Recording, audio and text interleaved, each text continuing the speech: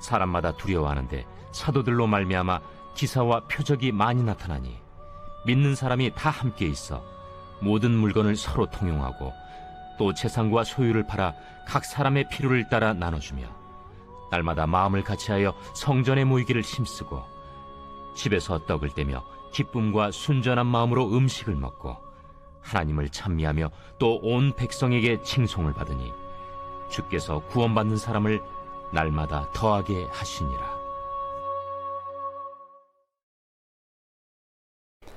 매년 참 설립주일을 맞이하면 감사와 기대가 넘치기도 하지만 우리 앞에 놓인 현실은 그렇게 호락호락하지는 않습니다. 오늘날 교인들이 대행 쇼핑몰을 찾듯이 대행교회로 몰리는 현실이고, 코로나 이후에 작은 교회들의 교인들이 매우 줄어든 현실에서 우리 교회는 과연 어떤 교회가 되어야 하는지 오늘 설립감사주의를 맞이해서 한번 상고해보는 그런 시간을 갖도록 하겠습니다. 먼저 우리 주변에서는 초대교회 하는데 과연 초대 예루살렘 교회는 어떠한 모습이었을까요? 초대 예루살렘 교회는 순수함이 있었고 헌신과 열정이 있었고 또한 순교가 있었습니다. 초대교회의 지도자들은 거의 다 순교를 하였습니다. 그래서 초대 교부였던 터툴리안 교부는 순교자의 피가 교회의 씨앗이라고 했습니다. 순교하는 가운데 피를 뿌리고 그 피 위에 교회가 세워졌던 것입니다. 성도 여러분, 예수 그리스도의 십자가의 죽음은 흉악하고 끔찍한 저주의 죽음이었습니다. 그래서 신명기 말씀에서 장대에 달린 자의 죽음은 저주의 죽음이라고 예언했는데 예수님이 저주의 죽음을 당하셨기 때문에 예수님을 믿고 따르는 무리들은 저주의 무리들이었습니다. 한마디로 저주꾼들이었습니다. 제가 어릴 때 직접 본 것은 아니었지만 마을 입구에 가면 다리 아래에 문둥병자들이 산다고 했습니다. 지금은 한센시병이라고도 하죠. 이분들이 얼굴을 가리우고 살았는데 이들에게 돌을 던지기도 했고, 여러분 이것이 바로 저주입니다. 초대교회 교인들은 얼굴을 드러내지 못했고 한마디로 저주받은 자처럼 살아갔습니다. 그런데 이들이 저주의 무리에서 두려움의 대상이 된 것입니다. 43절에 사람들마다 두려워하는데 어떻게 저주의 대상에서 두려움의 대상이 될 수 있을까요? 이들이 가진 구원의 기쁨과 복음의 소망과 감사 때문이었습니다. 무엇보다도 목숨을 내걸고 예수 믿는 신앙의 순수함을 감당하였기 때문입니다. 사람마다 두려워하는데 이 두려움이 47절에 최종적으로는 온 백성에게 칭송을 받았다라고 하였습니다. 저는 권사님들 이렇게 생각해 보았습니다. 교회의 시작은 저주의 무리에서 두려움의 대상이 되었고 결국은 칭송의 대상이 된 것입니다. 사랑하는 성도 여러분, 이것이 교회의 모습입니다. 돌에 만든 것이 저주인데 사실 십자가는 이것보다 더 심합니다. 그 십자가의 행보를 따르던 무리들이 그저 예수만 바라보고 믿었습니다. 그들에게는 말로 표현할 수 없는 기쁨과 즐거움이 있었습니다. 힘이 드는데 우리가 힘들다 하면 그것은 연약한 것입니다. 그런데 이들은 힘이 드는데 오히려 기뻐하고 항상 하나님을 찬미하였습니다. 어떻게 힘이 드는데 웃을 수 있고 자신들을 저주하는 자들에게는 하나님이여 저들의 죄를 용서하여 주옵소서라고 기도할 수 있었을까요? 그것은 성령이 임하니 예수 그리스도의 영이 임하였기 때문입니다. 여러분 사도행전 2장 1절과 또한 4절입니다. 1절에 오순절 날이 이미 이르며 그들이 다 한 곳에 모였더니 4절에 그들이 다 성령의 충만함을 받고 성령이 말하게 하심을 따라 다른 언어들로 말하기를 시작하였다고 했습니다. 교회의 시작은 성령께서 임하고시고 나서부터입니다. 그래서 신약교회의 생일은 오순절날 성령 강림 사건부터라고 합니다.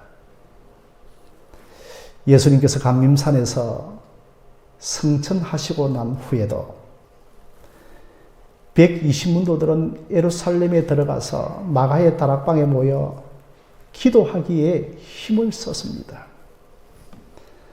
어떤 의미에 있어서는 장로님 120명이라고 하는 개척 멤버도 있었고 그러니까 사람도 있었고 마가의 다락방이라고 하는 모이는 장소도 있었습니다.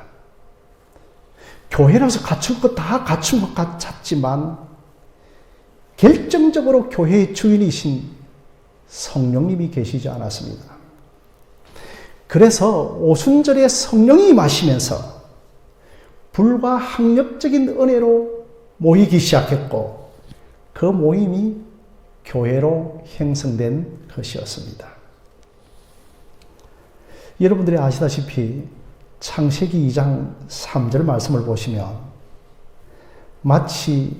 사도행전 2장 3절 말씀을 보시면 마치 불의 해처럼 갈라지는 것들이 그들에게 보여 각 사람 위에 하나씩 임하였더니라고 하였습니다. 저는 이 사도행전 2장 3절에 성령이 각 사람 위에 하나씩 임하였다고 하는 표현이 참 신비로웠습니다. 우리가 이 구절을 잘못 해석하면 성령이 하나씩 임한다고 하니 성령이 물체이고 능력이고 에너지처럼 보이지만 그렇지 않습니다. 성령님은 인격이시고 한 분이시고 하나님이십니다. 그런데 하나씩 임하였다는 것은 성령이 자기 자신의 일부를 떼어서 우리에게 주신 것이 아니라 120문도 전부가 성령 하나님 자신을 각자 만났다는 것입니다. 그러면서 놀라운 것은 2장 4절에 이들이 각자 다른 지역의 언어들로 방언으로 말하기를 시작했습니다. 우리는 이 방언을 가리켜서 난 곳 방언이라고 합니다. 태어난 곳의 방언이라고 하죠. 우리가 아시다시피 이스라엘에는 3대 절기가 있었는데 오순절과 유월절과 칠칠절이었습니다. 자, 그런데 오순절 날에 예루살렘에 가장 많은 사람들이 모였는데 전 세계에 흩어졌던 디아스포라 유대인들이 예루살렘에 한 모이면 200만 명 정도가 된다고 합니다. 이곳에서는 리비아 사람도 있었고 애굽 사람도 있었고 구레네 사람도 있었고 심지어 로마 사람도 있었습니다. 그런데 이들에게 깜짝 놀라운 사건이 하나 발생했습니다. 다락방에 모인 120문도가 이들 나라의 언어로 방언을 하기 시작했습니다. 자기 자신들의 귀에 자기가 살고 있는 지역의 언어로 들리자 모여들었던 각국의 나라의 유대인들이 놀라움을 금치 못하였습니다.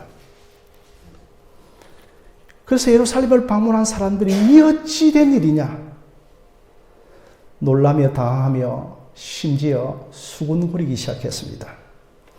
그들 중에 어떤 사람은 이들이 술에 취하였다라고 낮술에 취하였다라고 조롱을 하기도 했습니다. 그러자 베드로가 지금 당신들이 시간이 9시 오전밖에 안 되는데 어찌 술에 취할 수가 있겠습니까?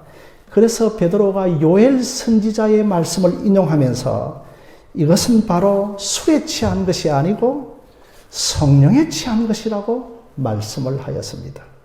자, 그런데 이들이 방언으로 각국 언어를 하기 시작하는데 들어보니까 딱 한 가지의 주제가 있었습니다. 이들이 방언으로 하나님의 큰 일을 방언하기 시작했습니다. 그런데 구레네어로 방언을 하는 사람도, 리비아어로 방언을 하는 사람도, 로마어로 방언하는 사람들도 다 하나님의 큰 일에 대하여서 방언을 하기 시작했습니다. 사랑하는 김원호 집사님, 하나님의 큰 일이 뭡니까? 우리가 생각할 때 성경에 하나님의 큰 일은 천지창조도 있고, 홍해를 가르신 사건도 있고, 바벨탑을 무너뜨린 사건도 있고, 그리고 홍수 심판도 있을 것입니다. 그러나 이들이 하나님의 큰 일을 방언으로 예언한 것은 하나님의 큰 일은 십자가와 부활 사건이었습니다. 하나님이 아들을 보내시고 그 아들은 십자가에서 죽기까지 순종하고 모든 의를 다 이루시며 그 예수가 부활하셔서 하나님께서 택하신 자들의 구조와 주가 되셨다고 하는 이 하나님의 큰 일을 방언으로 예언하기를 시작했습니다. 그러면서 베드로가 내가 이제부터 하나님의 큰 일을 설교할 테니 잘 들어보라며 이스라엘 모인 무리들에게 설교하기를 시작했습니다. 이 설교가 무려 3,000명이나 회개하고 세례를 받게 된 그 베드로의 유명한 오순절 설교가 되는 것입니다. 그러므로 사랑하는 성도 여러분, 교회가 형성되어지기 위해서는 하나님의 말씀이 반드시 선포되어져야 합니다. 하나님의 말씀의 선포가 있어야 그 교회를 교회라고 할 수 있는 것입니다. 첫째로는 교회의 주인이신 성령님의 내주하심이 있어야 되고, 둘째로는 하나님의 큰일인 복음의 말씀의 선포가 있어야 합니다. 오늘날 교회에서 말씀의 선포가 점점 줄어들고 있습니다.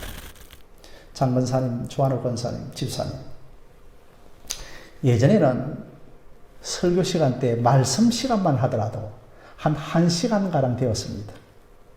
이제는 그 시간을 찬양과 기도하고 친교하는 시간이 늘어가고 점점 말씀 시간이 줄어들어서 이제는 한 25분 정도밖에 안 되어집니다. 그것도 하나님이 행하신 큰 일인 십자가와 부활의 복음이 사라지고 윤리 설교와 세상에서 승리하는 비법들을 설교하고 있습니다. 유명 목사의 설교라고 다 복음을 담고 있는 것이 아닙니다. 기독교의 베스트셀러 책이라고 하여도 다 복음을 담고 있는 것은 아닙니다. 우리 교회가 설립 16주년을 맞이해서 참으로 복음의 말씀이 선포되는 교회가 되어지기를 바랍니다. 우리가 삼위 하나님의 영광을 즐거워하며 그리스도의 아름다운 덕을 선포하는 교회가 되자고 했는데, 그렇다면 그리스도의 아름다운 덕이 뭡니까? 바로 그리스도의 아름다운 덕은 십자가와 부활입니다. 신약 성경학자들이 사도행전에서 교회라고 하는 단어가 어디에 나오는가, 그것을 찾는 것도 중요하지만 성령이 임하고 말씀이 선포되면 그것이 교회입니다. 교회는 하나님의 말씀의 선포가 있어야 합니다. 예수 그리스도의 영이 임하니 말씀이 선포하는 것입니다. 여러분들도 복음의 말씀을 능수능란하게 전하는 자들이 되어지기를 주님의 이름으로 부탁드립니다. 입을 열면 세상 정치, 주식, 시세 등은 전문가인데 복음에는 얼마나 무지한죠. 그 복음마저도 엉뚱한 복음을 알고 있습니다. 정말 우리가 복음을 알고 복음을 배우기를 힘쓰는 교회가 되어야 합니다. 이 세 번째로서는 믿는 사람의 수가 더하여지는 교회였습니다.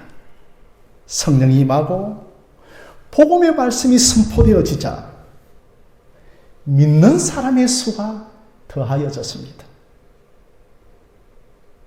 그래서 여러분 사도행전 2장 41절 말씀을 한번 함께 읽어보도록 하겠습니다. 2장 41절 말씀입니다. 시작. 그 말을 받은 사람들은 세례를 받으며 이날에 신도의 수가 3,000이나 더하더라고 하였습니다. 여기서 신도라고 해도 되지만 사람이라고 해도 됩니다. 그날에 사람의 수가 3,000이나 더하더라고 했습니다. 제가 사람이라고 번역한 이유는 창세기 2장 7절 말씀입니다. 창세기 2장 7절 말씀 올려주시겠습니까?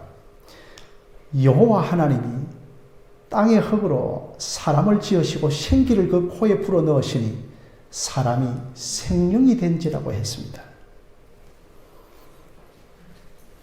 사람에게 생기 즉 성령이 임하니 그때부터 그 사람이 생명이 되었습니다. 여러분, 여기 창세기 2장 7절에 생명과 그리고 신도가 같은 단어입니다. 흙으로 사람을 지을 때 단순한 육체요, 바디에 불과했지만 사실 여러분 그 속에 생기가 없으면 모양만 있지만 살코기에 불과합니다. 그러나 생기가 들어가자 생명이 되었습니다. 여러분 생명은 히브리어로 네피시고 그리고 신약의 헬라어로서는 퍼뉴마가 되어집니다.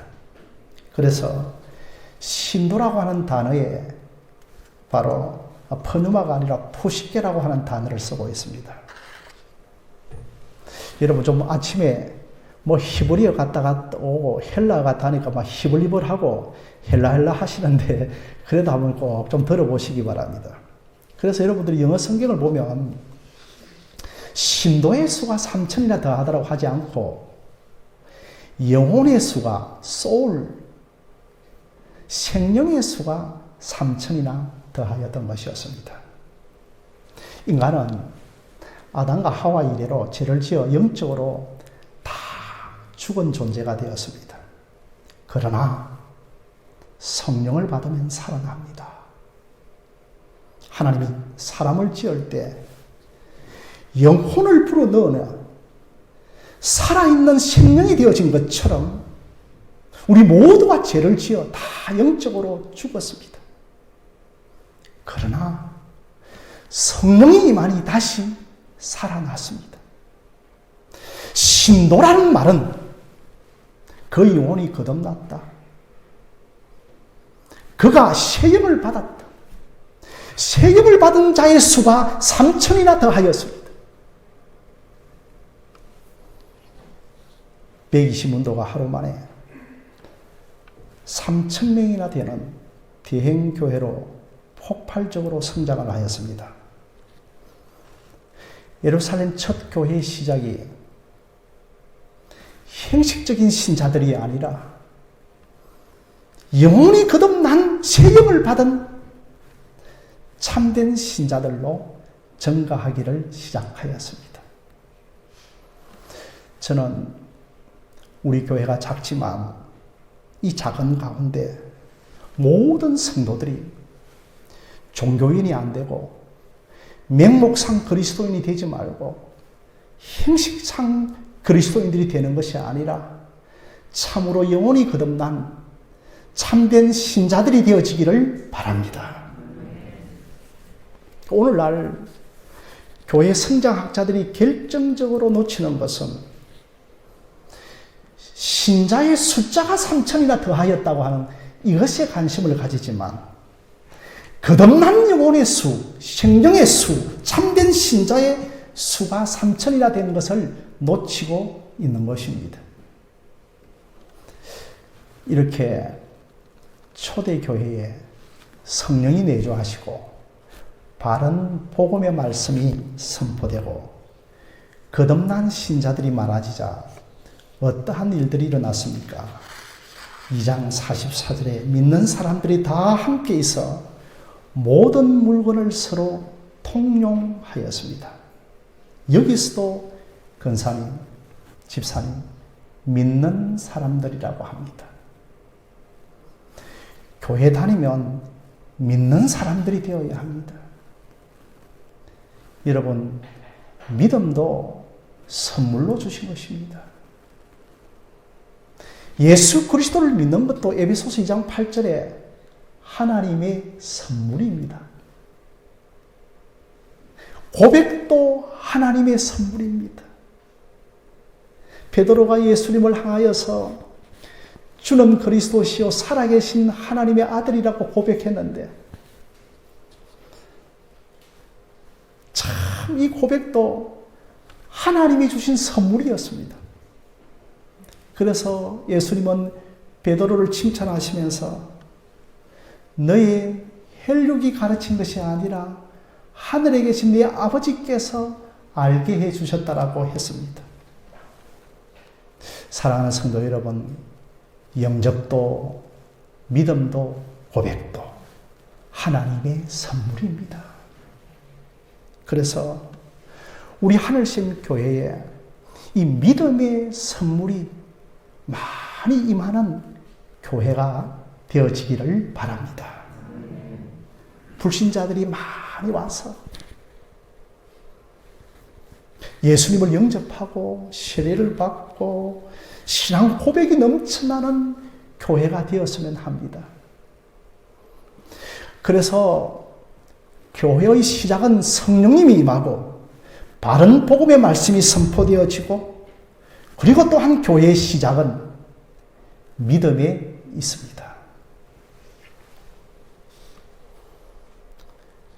내가 믿어서 회개하고 내가 믿어서 제사함 받고 내가 믿어서 세례받고 내가 믿어서 성령 충만함을 받은 것이 아니라 성령이 임하면 믿음이 주어지는 것입니다.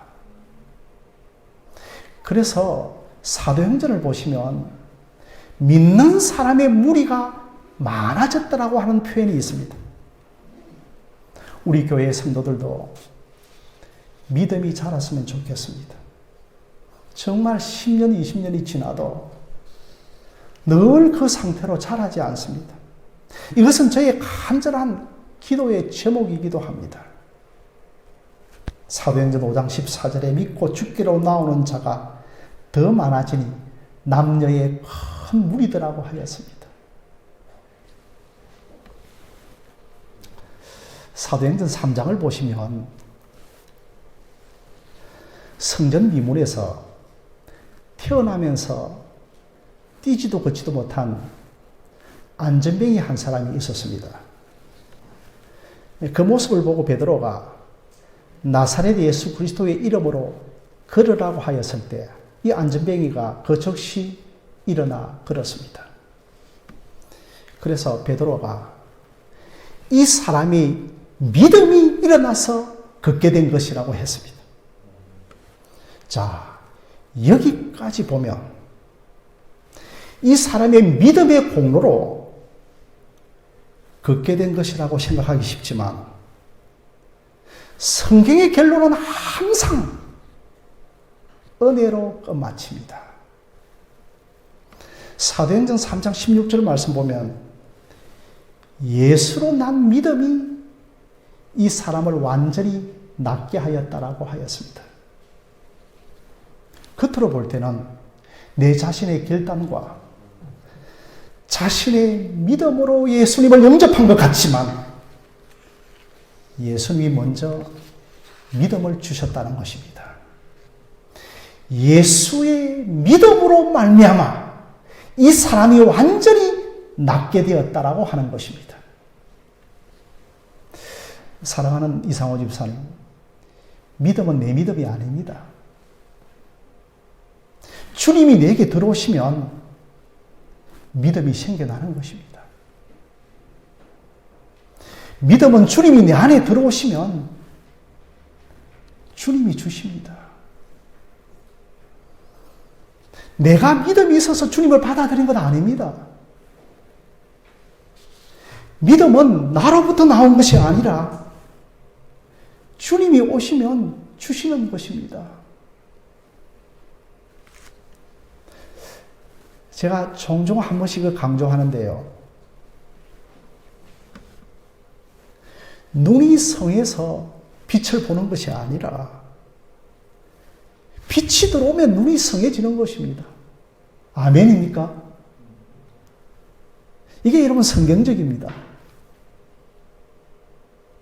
눈이 성해서 빛을 보는 것이 아니라 빛이 들어오면 우리의 눈이 성해지는 것입니다. 은혜가 역사하면 믿음이 주어지는 것입니다. 능력이 있어서 일을 하는 것이 아니라 일을 할 때 능력이 주어지는 것입니다. 여호수아가 요단강에 발을 들어놓을 때 물이 갈라졌습니다. 여리고를 돌 때 여리고 성이 무너졌습니다. 하나님의 일은 항상 그렇습니다. 우리 안에는 준비가 없고 믿음밖에 없습니다. 하나님이 이루시고 하나님이 친히 행하십니다. 남에서부터 안전뱅이가 되어 미문에 앉아 구부리를 하고 있는 이 사람이 뭐가 대단해서 그것도 당당하게 사도행전 3장에서 기록을 하고 있을까요? 당시에 120문도 같은 장장한 사람들도 있었고 얼마나 많은 초대교회 때에 이적과 표적이 많았겠습니까? 그런데도 그 한 사람이 낫게 된 기사가 나오는 이유는 예수로 말미암아 난 믿음으로 완전히 낫게 되었다. 성경은 이것을 강조하기 위해서입니다.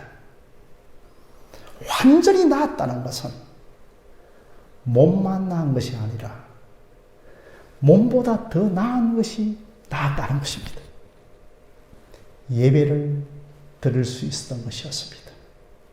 완전히 나았다는 것은 하나님의 자녀가 되었다는 것입니다. 여러분, 미문은 성전 입구를 들어가는 초입의 문이었습니다. 안전뱅이가 미문에 앉아서 구걸하면서 얼마나 성전 안으로 들어가고 싶었겠습니까? 완전히 나았다는 것은 하나님의 자녀가 된 것이고 마지막 클라이막스인 성전 안으로 들어가서 예배 드릴 수 있었다는 것이었습니다.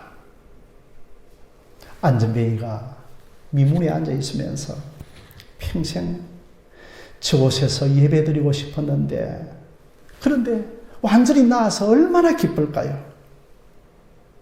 사랑하는 성도 여러분, 이것이 교회입니다. 누구라도 믿기만 하면 예배드리고, 누구라도 믿기만 하면 찬송드리는 곳이 교회입니다. 저는 우리 교회가 이렇게 예수로 말미암아 난 믿음을 가진 자들이 많아지기를 주님의 이름으로 소원합니다.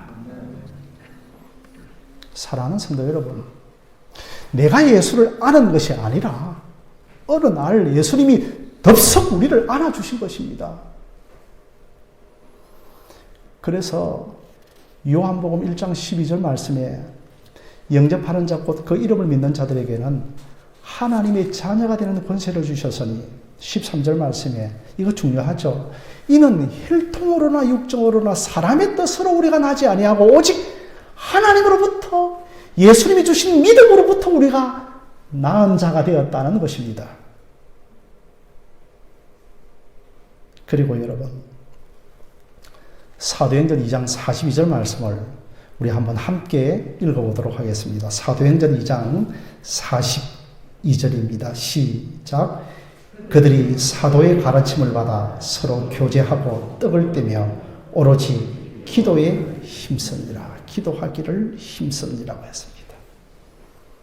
세속적인 교회가 아니라 함께 모여 기도하며 떡을 떼고, 또한 사도행전 2장 46절에 날마다 마음을 같이하여 성전에 모이기를 힘쓰고 집에서 떡을 떼며 기쁨과 순전한 마음으로 음식을 먹기 시작했습니다. 그리고 더 나아가서 여러분 44절에 물건을 서로 통용하며 나누었습니다. 이 44절 말씀을 이동행 집사님, 이 구절을 가지고 칼 마르크스가 공산주의의 이론을 가지는 기초가 되었다고 하는데 결코 그렇지 않습니다. 여러분, 이것은 결코 공산주의의 공동분배가 아니라 주께서 주신 것을 나누는 것입니다. 우리의 모든 것은 주님이 주신 것입니다. 아나니아와 삽비라 부부는 주께서 주신 것을 속입니다. 예루살렘 교회에 좀 드러내고 싶고 또 재물에 인식했습니다. 여러분, 다 함께 물건을 통용한다는 것은 주께서 주신 것을 나누는 것입니다. 여러분, 나누는다고 하는 것은 결론적으로 은사를 나누는 것입니다. 재물도 은사입니다. 내가 그 은사의 도구가 되어 하나님께 사용되는 것입니다. 그런 의미에서 우리가 재물관을 가지는 것입니다. 사랑하는 성도 여러분, 은사는 하나님의 선물입니다. 하나님이 나에게 베푸신 것을 나누는 것입니다. 자, 이제 말씀을 여러분 좀 맺도록 하겠는데, 자, 이렇게 초대교회에 성령이 임재하시고 바른 복음의 말씀이 선포되어지고, 또한 그러한 하나님의 은혜가 그 교회를 가득하게 역사하실 때, 믿는 자의 무리가 많아졌을 때 초대교회에 특별한 은혜를 하나 더해 주셨는데 43절 말씀입니다. 기사와 표적이 많이 일어납니다. 그래서 초대교회 때 심지어 사람들이 베드로가 지나가는 그림자에게 자신이 덮이기를 원했습니다. 베드로가 지나가는데 베드로 옆에 사람들을 눕혀놓기도 했습니다. 실제로 베드로가 중풍병으로 고생한 애니아를 고치고, 또한 병들어 죽은 도르가라고 하는 여인을 살려냅니다. 베드로가 옥문을 열고 사도들을 끄집어냅니다. 초대교회 때 실제로 이러한 일들이 일어났습니다. 우리 하늘신 교회가 이제는 저주의 무리들이 아니라 두려움의 대상이 되는 그런 교회가 되어지기를 바랍니다. 저들은 누구이길래 저렇게 즐거워할까? 과연 비밀이 뭘까? 그러면서 두려움을 가집니다. 그리고 여러분, 저주의 대상에서, 두려움의 대상에서 여기에서 머물러 있는 것이 아니고 칭송의 대상이 되어야 합니다. 오늘 여러분들이 다른 거 다 몰라도 이 두 단어만 내 가슴에 안고 돌아갈 수 있기를 바랍니다. 어떤 말씀인가요? 바로 사도행전 2장 47절 말씀입니다. 하나님을 찬미하며 백성에게 칭송을 받았더라는 말씀입니다. 진정으로 하나님을 찬미하고 백성에게 칭송을 받으며 구원받은 자의 수가 더하여졌습니다. 이것이 교회의 부흥의 비결입니다. 정말 찬미는 찬송인데 입술의 찬송이 아니라 기뻐서 즐거워하며 부르는 찬송입니다. 그러면 하나님을 높이고 부흥이 일어납니다. 사람의 수가 날마다 더하게 하십니다. 저는 오늘 이 말씀을 좀 맺으면서 찬송가 351장의 3절이 기억이 났습니다. 세상 나라들은 멸망당하나 예수 교회 영영 왕성하리라. 마귀 권세 감히 해치 못함은 주가 모든 교회의 지키심이라. 믿는 사람들은 주의 군사니 앞서가신 주를 따라갑시다. 아멘. 우리 함께 이 찬양으로 오늘도 주님 앞에 나아가는 시간을 갖도록 하겠습니다. 찬송가 351장을 드리겠습니다.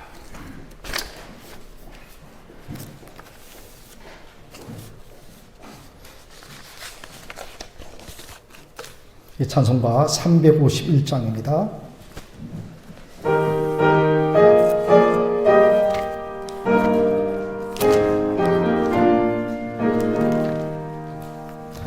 믿는 사람들은 주의 군사니 앞서가신 주를 따라갑시다. 우리 대장 예수 길을 떨고서 적전하는 곳에 가신 것 보라. 믿는 사람들은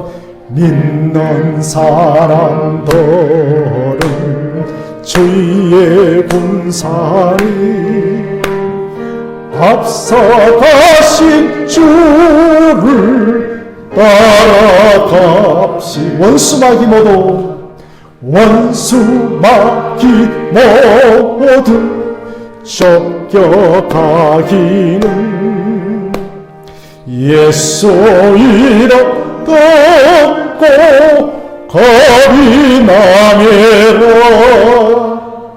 우리 찬송 듣고 지옥 들리니 형제들아 주를 찬송함이라. 믿는 사람들은 주의 군사니 앞서가신 주를 따라가. 세상 나라들은 세상 나라들은 멸망당하나 예수 교회의 영역 왕성하리라. 마귀 권세 감히 해치 못하는 주가 모든 교회의 지키심이라. 믿는 사람들은 주의 군사리 앞서가신 주를 따라가. 백성들아 와서, 백성들아 와서 함께 모여서 우리 모두 함께 개가 부르세.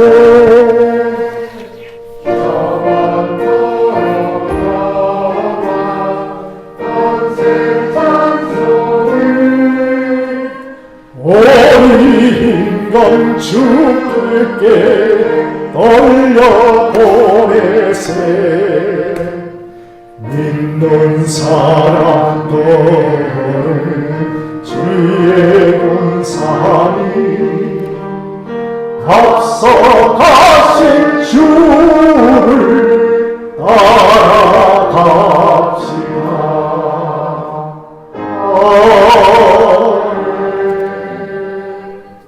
잠시 기도하겠습니다.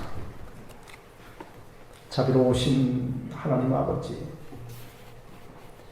우리 하늘신 교회에 성령께서 불의 해처럼 갈라지어서 각자에게 임하게 하시고 급하고 강한 바람같이 임하여 성령 충만한 교회가 형성되게 하여 주옵소서. 우리가 하나님을 믿는 것은 우리의 논리, 우리의 경험이 아니라 하나님의 말씀이요, 하나님의 신실하심이요, 하나님의 언약이요, 하나님의 절대 주권임을 믿습니다. 하나님, 우리 하늘신 교회를 사랑해 주시고 이 교회는 주님의 교회요 그리스도의 몸임을 믿습니다.